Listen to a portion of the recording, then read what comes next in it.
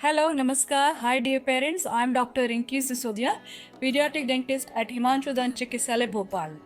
Does your child make grinding noises while sleeping? They might be suffering from bruxism or nighttime teeth grinding, and many parents miss the signs. Key signs to watch in your child: grinding sound at night, complaints of jaw pain in the morning, worn or chipped teeth, headache or disturbed sleep. Why it happens actually? It may be due to stress, misaligned teeth, or even worm infestation in kids. So, when to visit a dentist? If these signs persist, don't wait.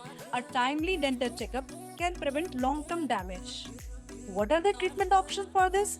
At our clinic, we offer child friendly solutions like soft night guard, habit counseling, and dietary advice to reduce stress related triggers. Let's protect those little smiles. Book your child's free dental checkup at Machudan Chikitsalaya today. Contact us now for a consultation because every child deserves a peaceful night and a healthy smile. Thank you.